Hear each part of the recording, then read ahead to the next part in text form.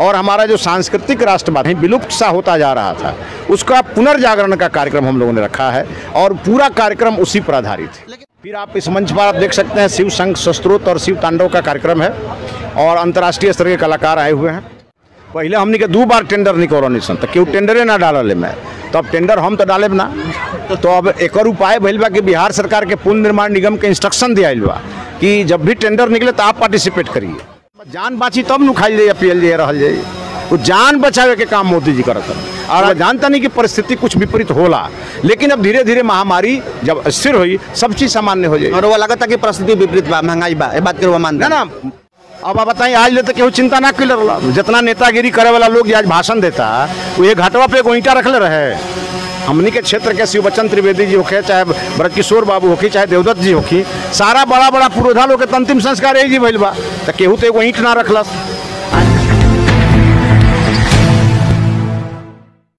नमस्कार, हम बने अमरजीत कुमार गिरी, रेवा देखतनी भोजपुरिया झकोरा। लगातार हम बनल बने प्रवासी के अभी हम गोपालगंज जिला के बैकुंठपुर विधानसभा क्षेत्र के हमने के डुमरिया रिवर फ्रंट के पास में जहां पर मंच लागल बा। रेवा के बता दें कि आज जौन बाकी गोपालगंज के धरती बैकुंठपुर के धरती पे ऐतिहासिक होखे वाला बा, काहे कि आज नारायणी रिवर फ्रंट पर नारायणी महाआरती होखे वाला बा। हमारा साथ में बानी बैकुंठपुर विधानसभा क्षेत्र के पूर्व विधायक भाजपा के प्रदेश उपाध्यक्ष मिथिलेश तिवारी हमारे साथ में तमाम बातचीत हुई। का कहे मौका पर आज एगो मतलब कि ऐतिहासिक होखे वाला बा गोपालगंज के धरती बैकुंठपुर के धरती पर, जहां पर ज़्यादा जो बिहार कैबिनेट के मंत्रिमंडल के मंत्री लोग, ज़्यादातर विधायक लोग जी पहुंचता और पार्टी के तमाम कार्यकर्ता लोग जी पहुंचता।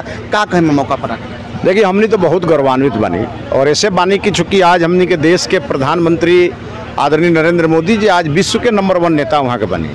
वहाँ के मुख्यमंत्री से प्रधानमंत्री की जो यात्रा रहे वो आज 20 साल पूरा भइल बा। ऐसे तो पूरा बिहार में हर जगह कार्यक्रम 72,000 बूथ पर कार्यक्रम हमने के चला था, लेकिन सारा कार्यक्रम के आज समारोह पे जावा और यही के चलते अरुआ देखा था नहीं कि कैबिनेट के लगभग 1 दर्जन माननीय मंत्री, हमारे माननीय विधायक, माननीय सांसद, हमारे प्रदेश अध्यक्ष, हमारे डिप्टी सीएम, सभी लोग यहाँ 6 बजे के पहले लगभग सभी लोग आ जाएंगे और यहाँ पर स्वच्छता का कुछ संकल्प भी कराया जाएगा और प्रदर्शनी आप देख सकते हैं कि प्रदर्शनी लगाया गया है चारों तरफ और उसके बाद यहाँ पर माँ नारायणी की आरती की जाएगी। चूँकि मोदी जी का जीवन गंगा से जुड़ा हुआ है, तो हम लोगों ने इस पूरे कार्यक्रम को सेवा समर्पण से जोड़ा है। वृक्षारोपण अभियान भी है। जो हमारे गोपालक समाज के लोग हैं वो नारायणी मैया का दुग्ध से अभिषेक भी करेंगे, तो आप देखेंगे कहीं शंख बजेगा और कहीं आप देखेंगे कि जो सिंघा है वो भी बजेगा। फिर आप इस मंच पर आप देख सकते हैं शिव शंख शस्त्रोत और शिव तांडव का कार्यक्रम है और अंतर्राष्ट्रीय स्तर के कलाकार आए हुए हैं और यहाँ से जब अब कार्यक्रम होगा तो आप समझ सकते हैं कि हम लोगों ने मोदी जी के जन्मदिन को और मोदी जी के 20 साल पूरा होने को केक काट के हम लोग नहीं मना रहे हैं। हम अपने भारतीय सभ्यता संस्कृति के साथ और हमारा जो सांस्कृतिक राष्ट्रवाद कहीं विलुप्त सा होता जा रहा था, उसका पुनर्जागरण का कार्यक्रम हम लोगों ने रखा है और पूरा कार्यक्रम उसी पर आधारित है। लेकिन मिथिलेश जी और सवाल बनता कि ये पूरा कार्यक्रम नारायणी रिवर फ्रंट पर ही काहे रखल गई, दूसरा जगह कहीं ना? गोपालगंज में बहुत ऐसा जगह रहा जहाँ पर रखल जा सकता।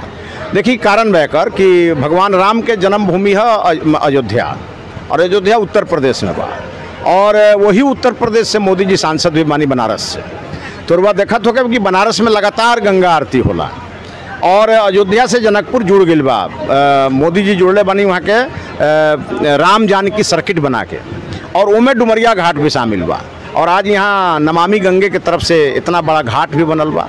तो ऐसे हमनी के एकरा के पूरा जोड़ले बनी सन।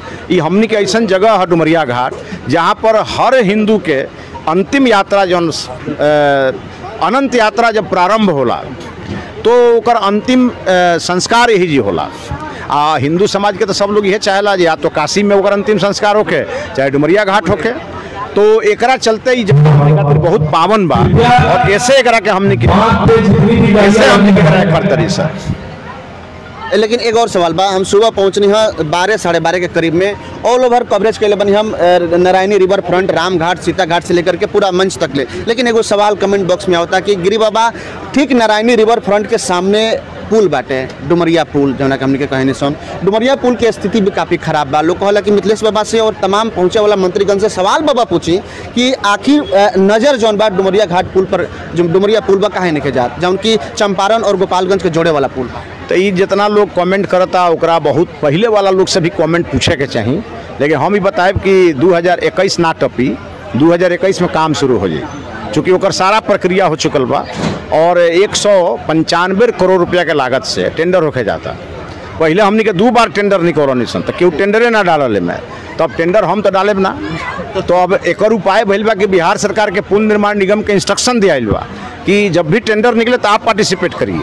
तो रुआ के आज हम रुआ माध्यम से तमाम जनता के कहे के चाहब कि 2021 में पुल के काम लग जाए, 2022 में परमानेंट पुल बन के तैयार हो जाए, 2022 तक कंप्लीट हो जाए, वादा करते हैं। बिल्कुल 22 में तो बहुत चीज़ कंप्लीट होके जाता।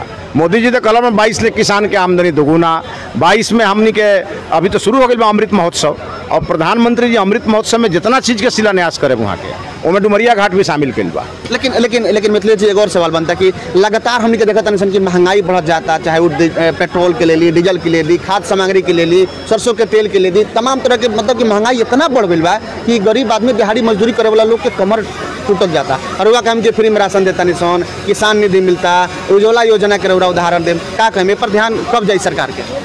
महंगाई कांग्रेस खातिर बढ़ल बा, चूँकि कांग्रेस के लगे तो कोनो मुद्दा बाना, और डीजल और पेट्रोल भारत में बनेला ना। हर गरीब कांग्रेस के हो गए, भारत में तो डीजल पेट्रोल बनबे ना करेला, ना बने पेट्रोल बाहर से मंगावे के पड़ेला। लेकिन भारत में इथेनॉल के उत्पादन हो रहा बा भाजपा के प्रयास के कारण। आवे वाला कुछ दिन के बाद रुआ डीजल पेट्रोल भी इथेनॉल के जैसे उत्पादन बढ़ी कम हो जाई। लेकिन एक बाद कहाँ महंगाई बढ़ल बा, जरा कांग्रेस के लोग बताई तो अच्छा रही। चावल के दाम बढ़ गई का, दाल के बढ़ गई का, जौन गरीब खातिर जौन सबसे इम्पोर्टेंट चीज़ बा ओकर तो कहीं महंगाई नहीं के बढ़ल। और दूसरा तरफ 135 करोड़ लोग के कोविड के वैक्सीनेशन फ्री होता, वो कांग्रेस के लोग तो नहीं है। कांग्रेस के नेता लोग मुंह में मास्क लगा के जाके इंजेक्शन तो ले लेता, लेकिन मोदी जी का आभार भी नहीं प्रकट करत। तो जौना बीमारी से, जौना महामारी से पूरा विश्व टूट गई रहा, वो महामारी के मुकाबला मोदी जी करत रहा। महामारी के समय में ध्रुव जानता नहीं कि परिस्थिति कुछ विपरीत होला, लेकिन अब धीरे धीरे महामारी जब स्थिर हुई सब चीज सामान्य हो जाए। और वो लगता कि परिस्थिति विपरीत बा, महंगाई बा, ये बात के मान ना, परिस्थिति विपरीत बा, महंगाई कुछ चीज में बा जौन चीज भारत में नहीं है बनत। लेकिन एक बात बताई कि अगर मोदी जी ना रहते तो 25 साल बाद आई कोविड के वैक्सीन, आज तो वैक्सीन फ्री मिलता, सारा लोग दिया था। तो ये कितना बड़ा बात बा, जान बाची तब न खाई जाए, पियल जाए, रहल जाए। वो जान बचावे के काम मोदी जी करत हैं। और आज यही से इतना बड़ा जलसा ऐसा कल जाता कि मोदी जी के धन्यवाद दिया, माँ नारायणी से प्रार्थना कल जाओ कि मोदी जी दीर्घायु हों, मोदी जी यशस्वी हों। अब बताइए आज ले तो केहू चिंता ना कर रहा, जितना नेतागिरी करे वाला लोग आज भाषण देता वो ये घाटवा पे एगो ईंटा रखले रहे।